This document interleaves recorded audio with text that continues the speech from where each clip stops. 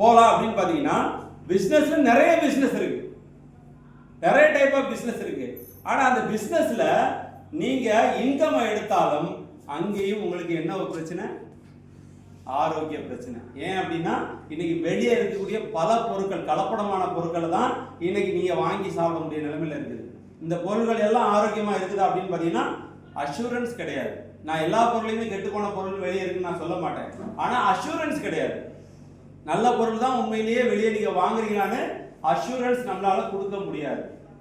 அப்போ இன்னைக்கு இருக்கிற வாழ்க்கையினுடைய ஒரு மனிதனுக்கு நல்ல வருமானம் வேணும், நல்ல ஒரு ஹெல்த் வேணும் அப்படின்னா அதுக்கு கிடைச்ச ஒரு எக்ஸலண்டான ஒரு இண்டஸ்ட்ரி தான் நம்முடைய ஆர்சிஎம் பிசினஸ் இருக்கிற டைரக்ட் செல்லிங் துறை.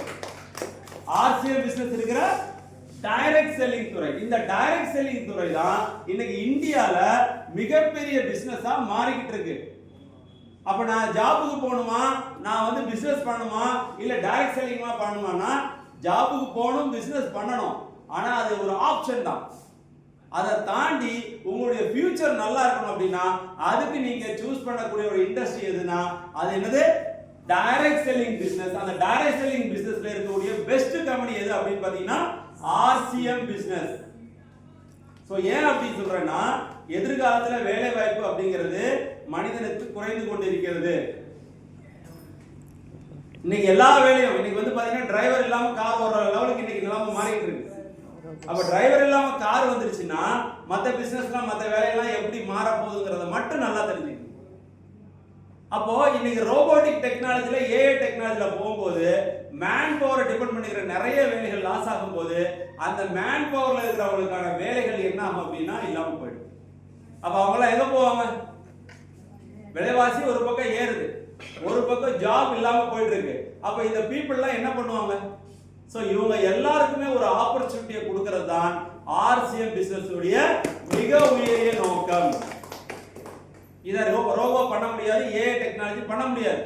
மேன் டு மேன் நாம ப்ராடக்ட் சொல்லி தான் நாம கொடுக்க முடியுமே தவிர இதை வந்து ஒரு ரோபோ பண்ணாது. அப்ப எதிர்காலம் டைரக்ட் செல்லிங் அப்படிங்கிற இண்டஸ்ட்ரியில நம்ம கிட்ட இருக்கு. ஆனா இந்த பிசினஸ நாம சீரியஸா பண்றோம்னா நாம விளையாடி பண்ணிட்டோம். நம்ம யாருமே ஆர்சிஎம் பிசினஸ் சீரியஸா பண்றதே கிடையாது. ஏதோ ஒரு விளையாட்டு போக்கு பண்ற மாதிரி தான் நம்ம இந்த பிசினஸ் நாம பண்ணிக்கிட்டு இருக்கோம். அப்படி பண்ணோம்னா இந்த பிசினஸ் நம்ம கையில இருக்காது.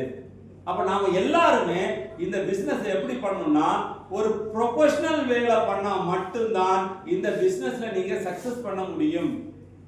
ஏதோ ஒன்று கூப்பிட்டாங்க, ஆர்சிஎம் பிசினஸ் ஒன்று இருக்குது, அதுக்காக என்ன கூப்பிட்டு நான் இதில் வந்து உட்கார்ந்து இருந்தீங்கன்னா இந்த பிசினஸ்ல சக்சஸ் பண்ண முடியாது.